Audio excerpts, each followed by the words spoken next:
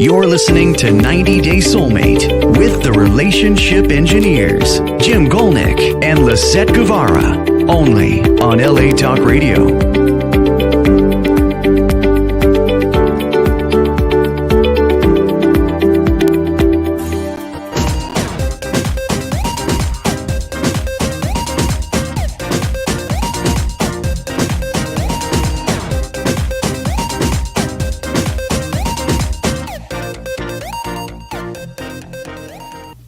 Welcome to 90 Day Soulmate with Lisett and Jim.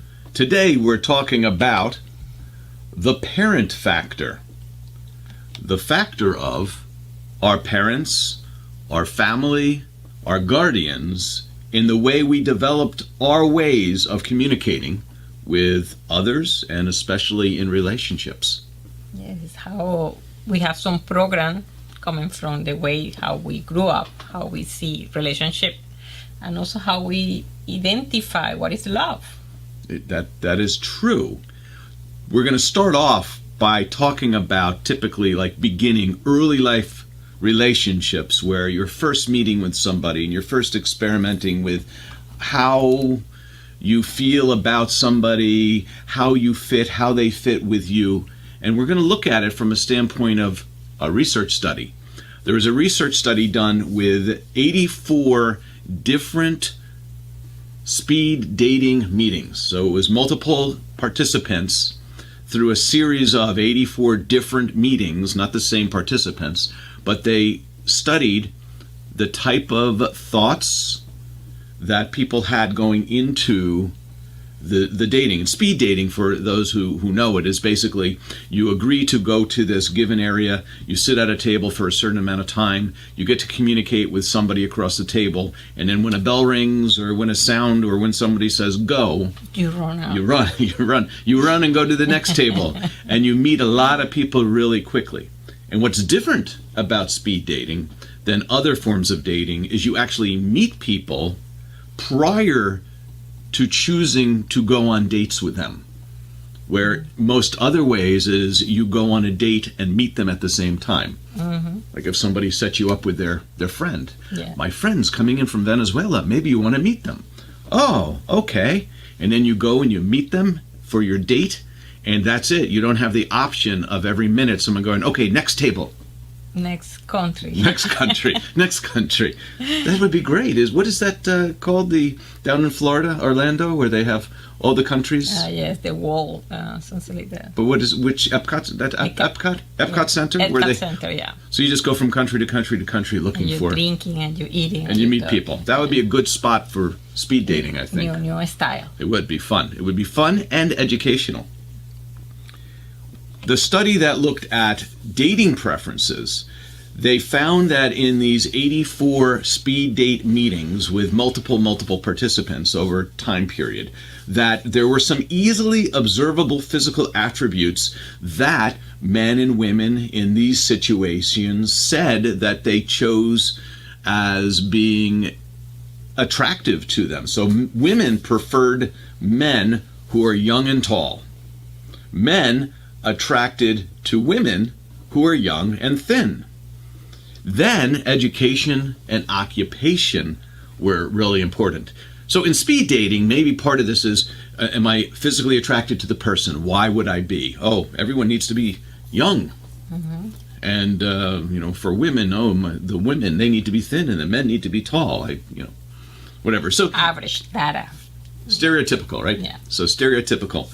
The education and occupation is the first thing that gets into what we call stereotyping. So people want to, if I know your occupation, I can then stereotype you into potentially your educational background, maybe your economic strength, what kind of money you might be bringing in. And so this is stuff that is very generic in trying to make a quick assessment. And so stereotypes are used in order to, quote, reduce risk. Mm-hmm. And try to make the best choice out of limited information. Unfortunately, stereotype does, or the result of stereotyping is sometimes very bad because you miss out on somebody that you would have otherwise fit better with, right? Yeah. Wrong choices. What else do we have on that? So across the board, whether it was men or women, they were looking for people with similar age, similar height. If a man was tall, looking for a taller woman, a shorter man would be looking for a shorter woman, and vice versa. And then the educational background we talked about before, economic, educational, those were some of these were cross-gender, meaning it didn't matter if you were a man or a woman. You would find these things the same, generally speaking. Again, for these speed dating relationships or meetups or whatever you want to call these things. Finally, dating preferences was mostly determined by meeting opportunities, and I'll explain that in a minute. Mating requires meeting and pool of potential partners. What does this all mean? I'll break it down. Whether you're going to speed dating or you're going on a date or you're meeting someone or you're somewhere where you run into somebody, you can only date somebody you've met. Well, we talked about someone fixing you up on a date, but you need to have the opportunity. So, unfortunately or fortunately, if you're going to speed dating and that's where you're going to meet somebody, you're only meeting people going to speed dating. That's your opportunity. And that was the biggest factor here, is that your pool of potential partners was limited to where you went. Speed dating, okay, it's 20, 30, 40 people really quickly, but it's also other people who decided to go to speed dating. And maybe for you, you're very nervous and this is something you'd never do, but you do it. And maybe others are in that same ballpark or in that same situation. And maybe other people are so confident and doing every week. So I speed date 3 times a day. There you go. Because I don't have nothing to do. Nothing else to do. What was interesting about this is that most of these studies on dating and speed dating, the studies focused on sex differences in mate preference. That gender stereotypes and romantic desire were questioned prior to people going to the speed dating, and the focus on gender stereotypes and what people said they were looking for before going to speed dating were the things we spoke about. So, the men liking thin and young women, and the women liking tall and young men. Those stereotypes were more prevalent prior to the meeting. Physical attractiveness and earning potential were also something people said would be interesting to them. And that's, what they're looking for in maybe somebody they date from the speed dating. But what's very interesting, these stereotypes that they thought they were going to be focusing on prior to the speed dating went away when they actually met people. Meaning after speed dating, when they were relaying back to the people taking the statistics who they were interested in, what they thought they were going to be interested in turned out to be not who they were interested in during speed dating. So it was a whole nother set of criteria. And what is that connection and why? The conclusion is that most people in speed dating, which if you can expand that to other dating situations, lack self-awareness about what influences their desires, their judgments, and their behaviors. Okay.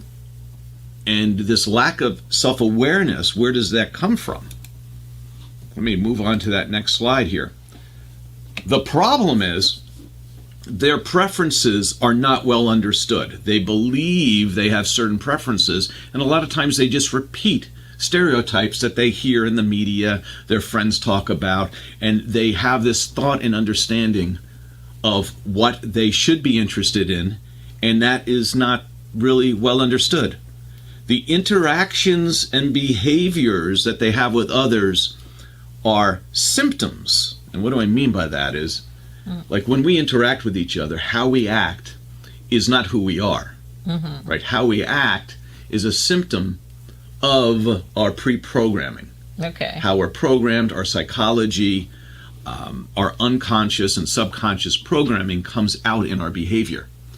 So when we consciously try to describe to somebody, who we're interested in, and we really haven't thought about it and analyzed it and really looked at it over a deal of time, we choose things that are more socially and stereotypically based rather than who we are. Mm-hmm. And what we're going to try to do today in this program is talk about how to get back into that subconscious and unconscious programming based upon the parent factor, how you were raised, your guardians, your family, those interactions, and how those things really impact how you communicate. Also, you say an interesting point is who you are. And in many shows before, we're talking about some seminar that we performance, and we have one exercise and make a list who you are, and the people maybe write 2 lines and start thinking who is.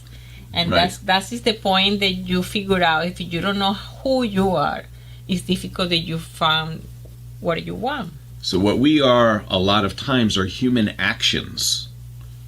Mm-hmm. You know, there's this thing about human beings, right? We don't know who we be, who we are. We don't know who we are. We don't know who we be. So we're not really human beings. We're human actions. And people see us as our actions. Yeah. But they don't know us underneath. They don't know why we have our actions. Mm-hmm. And that really is the human being portion of us. And again, actions are symptoms of the being. Mm-hmm. Let's start to research what it is to be a human being. What do you say? It's a big book. It's a big book. We'll be back after this message with more on 90 Day Soulmate with Lisett and Jim.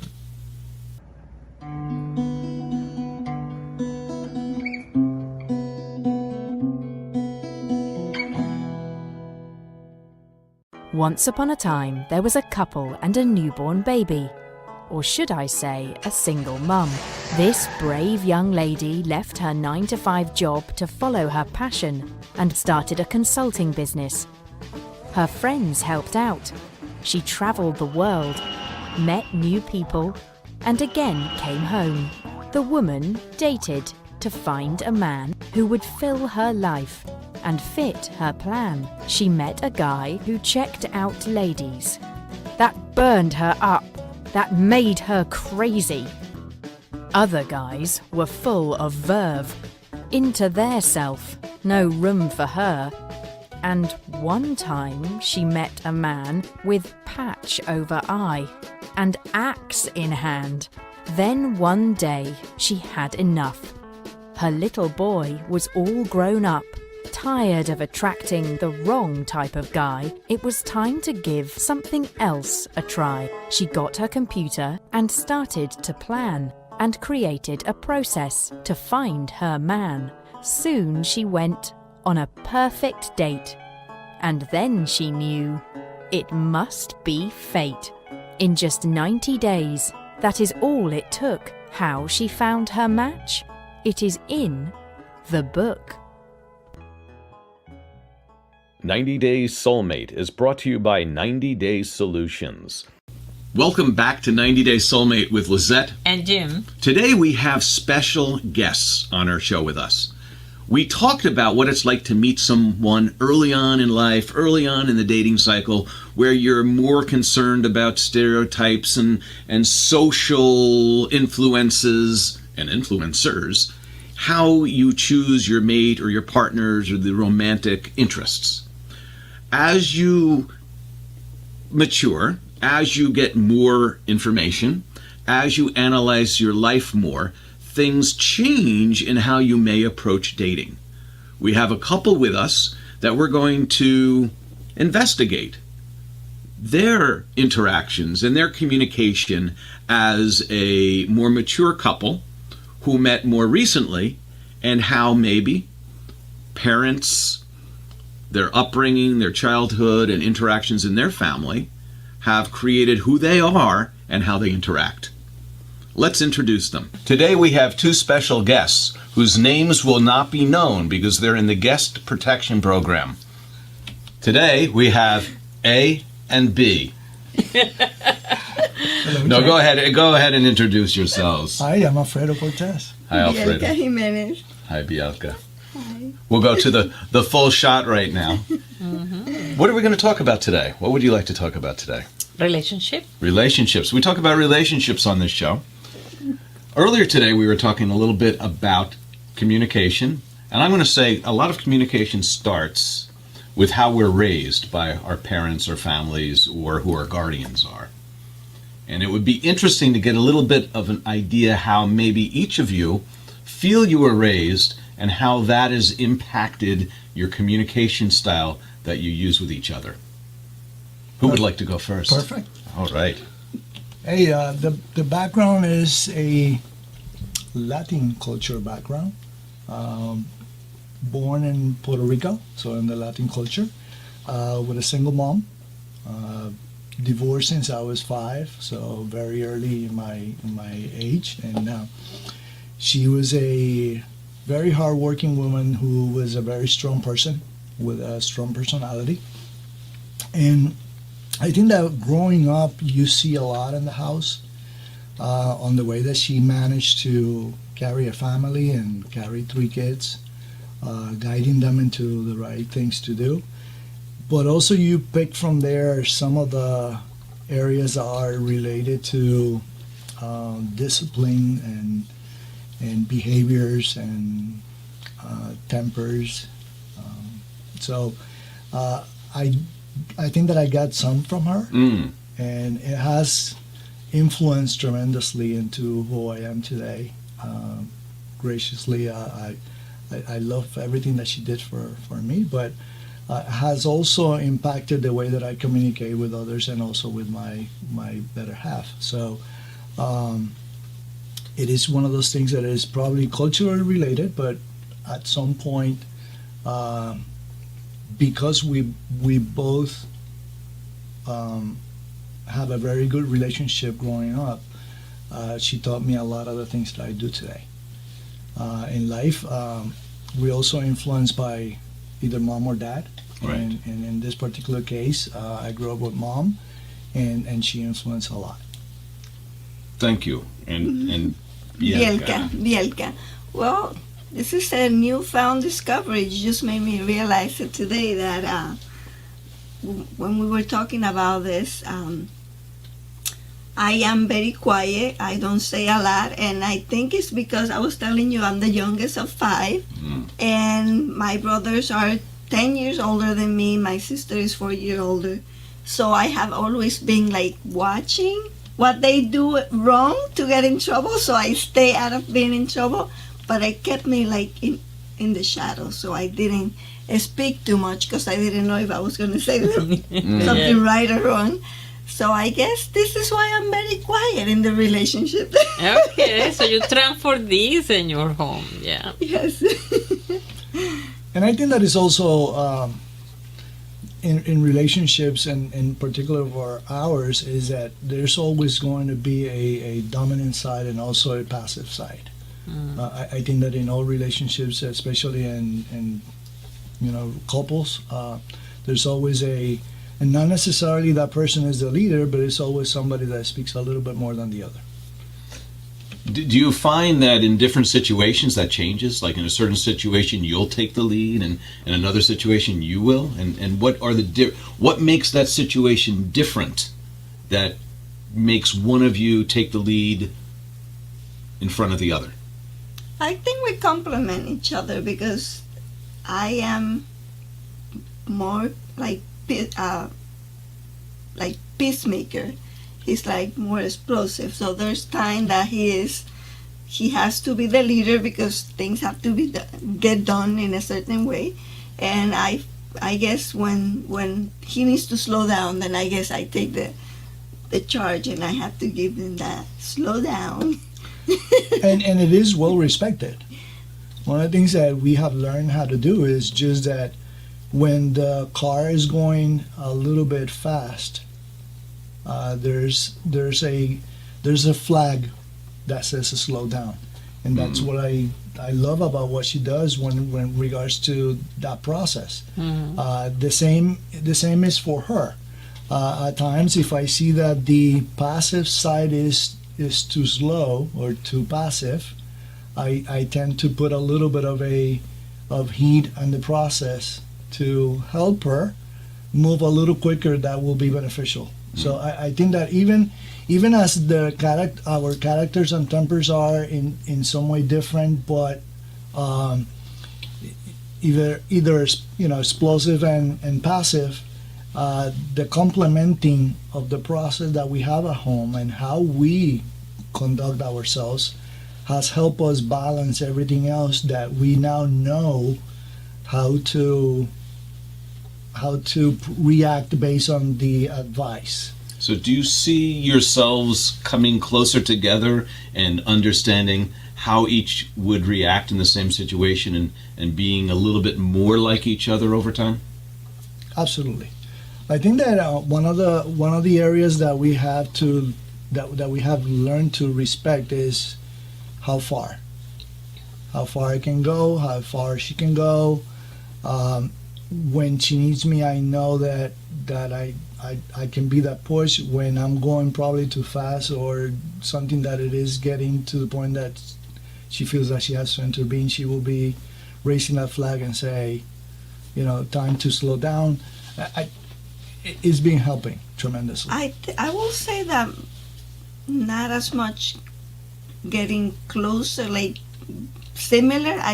I'll say that we learn to understand each other. Like we understand who we are, and we understand who the other person is. So you understand that you have differences, Exactly. and now you respect those differences rather than say, you got to be like me. I Correct. now understand and value how you're different. Is that exactly, what you're saying? yes. And I think that every couple at the beginning, they try to a degree to turn the other one around to make it look like or such as. But I think that the growth as a couple is that you are able eventually to respect who the other person is, for better or worse, and just deal with that and be mindful of the limits and the how much the other person can do or cannot do, so then you can complement better. That is a good teaching, yeah. So I do have something which we always talk about. This is that early on when people meet, that sometimes they're on their best behavior because they want to impress each other. Promotion time. Promotion time. That's Yeah. a good one. And then you become more, as you relax, as you get to know each other better, you become more comfortable being yourself in front of the other person. Sometimes that's, now they love me, so now I don't have to be as not protective. I want to protect the relationship, but now that I know that there's some connection, I can let down my guard. Did you find that happening at some point during your relationship? I don't think so. No. I think we've been pretty honest with each other from the beginning. So it hasn't been like, now we have to show a different face, I think. It's interesting because our story starts with being 7 years together, but we just recently moved together for the last couple of years.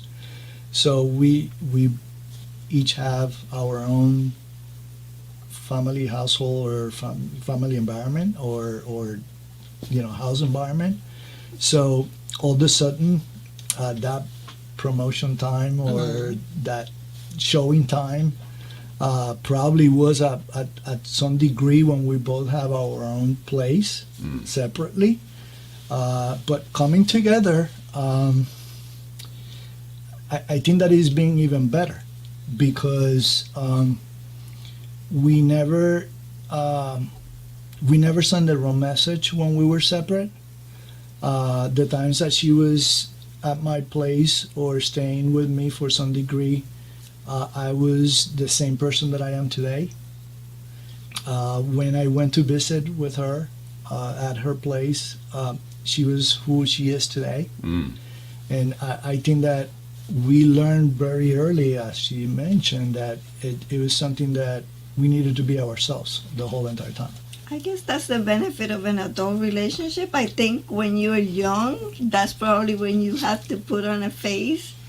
But I guess we've At this time. Yeah, at this time of there's nothing like I don't know. And I was thinking that as you guys were talking was it different for you, say, 10 years ago when you were in high school, or when you were in high school, or just out? Was it were you finding yourselves acting differently, and now you're just like, you know what, I don't have time for games, so I'm just going to let the person know how I am, how I act, and from the beginning, act how I will always act in this relationship?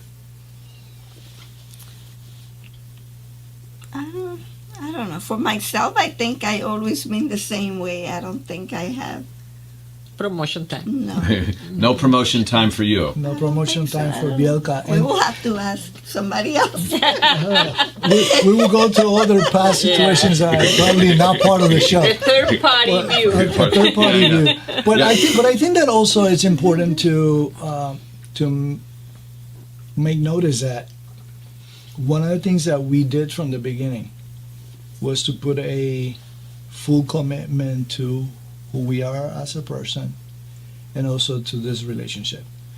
The promotion time or the showing time was never an issue because we knew from the get-go that we wanted to stay together and be together, and that we would respect each other even when we were separate, living in our own places prior to moving together. The behavior and the way that we operate this process of relationship is the same as it is today.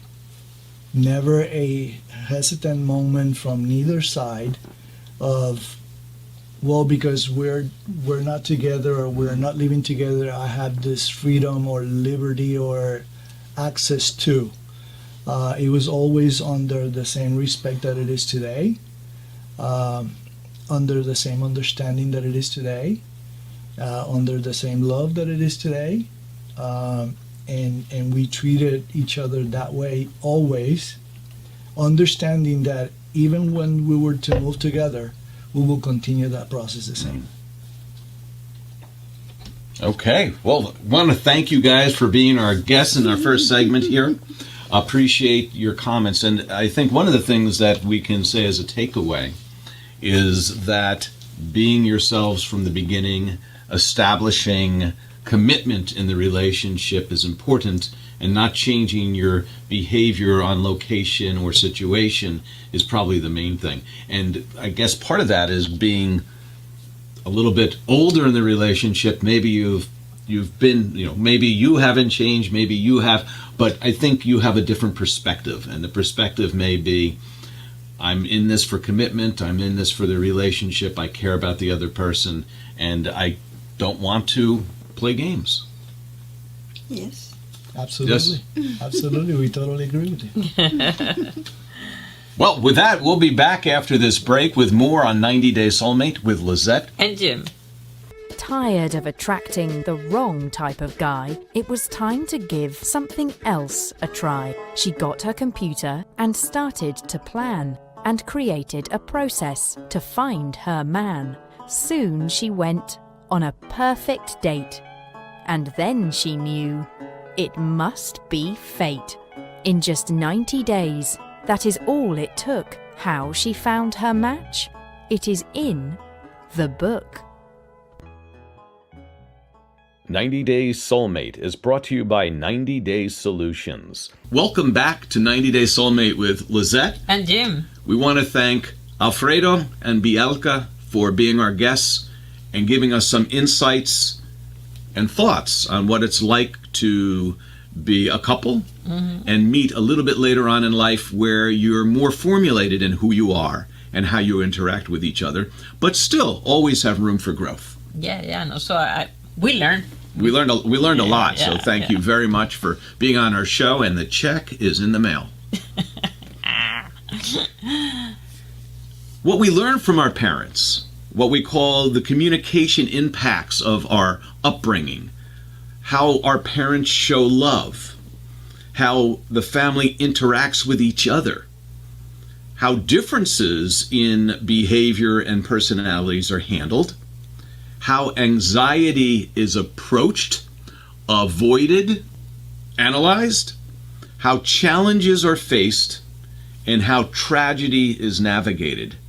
And we'll kind of look at each of those things. So how they show love, we talked about this, and we talked about this a little bit in the interview, that if I was dating a woman whose parents always argued with each other but were deeply in love, but that was part of how they emotionally connected, is that they thought a good argument really got to the heart of a matter, was able to clear up a situation, and they stayed together and loved each other, but arguing with an emotional background was fully acceptable. And I dated this woman. I grew up in a household where my parents never argued. Lisett grew up in a household where her parents didn't argue. They had conversations. And you see arguing as, that's not love. I would see it that way. But the person I was dating would see not arguing, I don't care enough to argue. I don't care enough. I don't love them enough. Yeah. It's program. So it's program. And if we don't know that, and we don't know our partner has a different childhood experience, different upbringing, and we think they're just arguing with us because they don't like us, or they're not arguing with us because they don't like us, who knows? So the program define how the love definition. Right. And that is the tricky part, how you decode this program and identify really what is love for you. So the action, again, is the symptom of the programming. The programming, who the person is, the action is the symptom. It's showing us what the underlying program is. It doesn't mean they are the action, it means they're the programming. If you understand the programming, you then may have an opportunity to understand, is this the type of programming you now can understand and deal with, or you need to make a change. Yeah, you have to understand the limit. We're talking about what is the limit that you have to live, understand the program, or versus you say, that program not work for me. So do you remember when we talked about early on in a relationship, if you can get into a stressful situation, you can see how the other person acts, and then you can, if there's any faking of behavior, it goes away. Under stress, under very intense stress or situation, you really see how someone is. Right? So in an emergency situation, you see how they act, because they don't have time to think about how they should act. They act how they are. Natural acting. And because you are in critical situation. And when you're a kid, your family acts that way. They act how they are because you're family. You know, maybe you're their child, so they know you're not going anywhere. They're going to act how they are. Yeah. Whereas if you're just dating somebody and they're like, well, I'm afraid she's not going to keep dating me, or I'm afraid he's going to run away, that they can tailor their behavior in a way that doesn't actually, their behavior, their actions are now not a symptom of their programming, but a symptom of their fake face that they're putting on. Yeah. Right? Yeah. And to understand what's the difference, well, if you understood how they're brought up, you could understand that maybe they can let down that false guard if you understood how they were brought up and understand that you still love them and you'll deal with it, or this is behavior that's unacceptable. Yeah. And also sometimes this make my history about when I was child, you know. So, and when I have like the 12 years old, I have a dream that my mama have some criminal broken the car and stolen the car. So I was 12. So if my family know they have some kind of dream that something happened, and she have a new car the year, week later she parked in the car and two guys coming and stolen the car. So this night for me is so vivid, you know, because it's something that I dream, something that happened. And then I remember in my house, my mama went to her brother to the police to put the report, and I was with my dad, and I say, hey, what did we do? So he said the time is 9 p.m.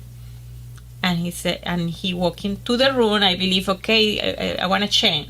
So I believe he want to change because we go the police. When he coming back, he coming with the pajamas, and he say, it's 9 p.m. It's so late. So I went, tomorrow we figure out. So for me, this shock because I want to feel protection, action, and I see the passage of my dad, okay? And this time I see my dad like that is wrong. Later time I say, okay, he handled, and also he lived long life because he handled the stuff with no stress.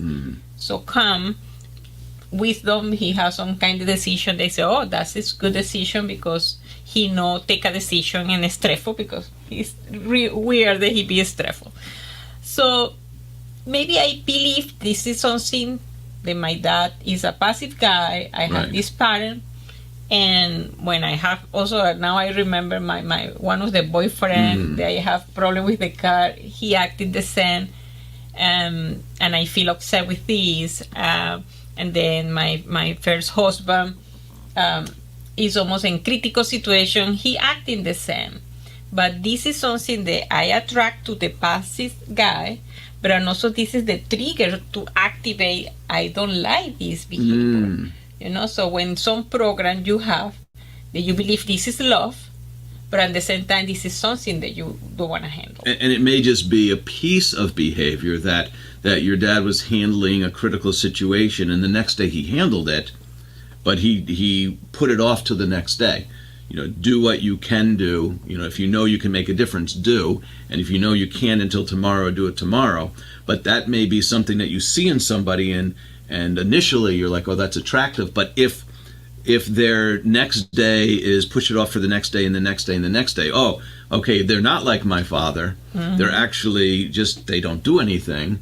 Then that can be different. So initially it can be an attraction, but if it's compounded and compounded and compounded, to personality. So it's no aggressive. It's no stressful people. So you sometimes don't like stressful people. You believe, okay, that is match with my personality, but in some area you're dealing with the consequence of this kind of personality. So how can you learn a little bit about your parents and your family background, understand the situations they were in, and see how that impacted you as a child, and therefore things that maybe you need to understand about yourself in dealing with others? Well, you know what? Chapter 8, The Ghosts of Our Ancestors. This is Chapter 8 from 90 Day Soulmate. There's a section, a chart, which allows you to fill in your parents' names, or just a column for each, put in your parents, and then analyze what codes caused crisis in your past relationships. So things that were things that your parents did that caused a crisis in your relationship. And then you can also do the same thing, if you want, with your partner's information.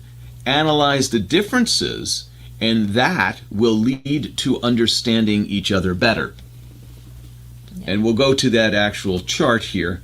For instance, we have an example. This chart for your father.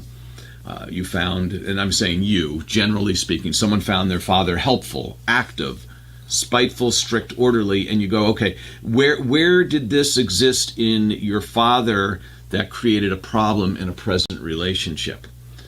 And you can say, oh, spiteful. Well, spiteful was one of their actions that they did. If something happened, they wouldn't let it go. They had to get that person back. And so you see that as, oh, that's a trait of my father, that he had to get the last word in, he had to do the last action, he had to do it one step further. And so when you see somebody that is like that, you may initially be attracted to them because they're like your father. Yeah. But if it's bad behavior, you'll go, oh, you know what? Now I'm in this relationship, they're being spiteful to me, and wait, I don't like this behavior. Yeah. So initially it's an attractive behavior. Yeah, it's the tricky part. So you see the behavior, you feel attraction because you understand it's love, but when you daily handle this situation, become a trigger for conflict. Okay, and now let's look at the mother list. Quiet mother, silent, reserved, very passive, maybe passively aggressive, conciliatory, oh, everything's going to be okay. But in being a martyr and being silent about stuff, in the background, they're actually a manipulator. Mm-hmm. And also, it's no intentional manipulator. Sometimes I see people has to be because want to handle the situation in some way. So it's not like the intention. Sometimes it's natural. So I'm not gonna say anything to you. I'm not gonna do anything because I'm gonna handle it. Yeah. So they manipulate it to become something they handle. For reduce the conflict. For reduce the conflict because know the person. So if you look at this and you go, okay, here's a father with a bunch of qualities, a mother with a bunch of qualities, and I've picked a lot of these up because I saw how they interacted in these situations, and now you can share these qualities with your partner and have them talk about their parents. Yeah, the idea is that you fill up the table, so for both sides, and then you try to match what is the behavior that trigger your problem. When you got it, you say, okay, now I have to decode or what is it called, this specific behavior to understand. So that is the next step. So for example, if in that list of qualities of your father that he was a liar to your mother, and you saw that as a trait that he had, that even though it was a bad trait, when you initially see it in a relationship, it could be something that attracts you to the relationship. So it could also stop you from having relationships because now if your father was a liar, you think, well, if he is, all men are liars. Yeah, so you generate and you start to believe that everybody is like this, or every man because it's your father, or every woman is your mother, acting the same. So that is the program that you have, and then you have to reprogram. Right. So we have the other ones there, like impulsive. That I picked up impulsiveness from my mother. So now I have to think about things more before saying them to someone else. I may be hurting my partner if I don't. Conservative is that I don't say anything to the other person. I hold my feelings in, and that makes them feel that I don't want to communicate, so now I communicate more. Some of these may actually be our... The conservatives remind me one member of my family that she grew up with the mama is so conflict, fight a lot of stuff, and then she tried to be no conflict, so she be quiet because she don't wanna fire, and then she hold all the problem and she not put the table. So she talked with me and they say, this topic you need to put on the table, no holding. And then a year later she called me and said, yes, I didn't, and now it's a big problem in the house. And she recognized it was her fault because she don't want to have this conversation with the husband. So as a summary of this is that the way we grew up, the way that we believe love is, the way we believe communication is, the traits that we liked and disliked of our family growing up are things that impact us today in our communication. They are the underlying being part of us that contribute to the symptoms or the actions that we have when we're dealing with other people. By understanding them more and better, we get to the heart of who we are as human beings, and we can change our being by doing what? Reading more, reading 90 Day Soulmate, reading other books on cognitive behavioral therapy and other self-help things, as well as going to classes to learn more about ourselves, how we communicate with others, and the lives that have programmed our actions and interactions with others. Thank you for listening to 90 Day Soulmate with Lisett and Jim. We'll see you next week. Bye. You're listening to 90 Day Soulmate with the Relationship Engineers, Jim Gulnick and Lisett Guevara, only on LA Talk Radio.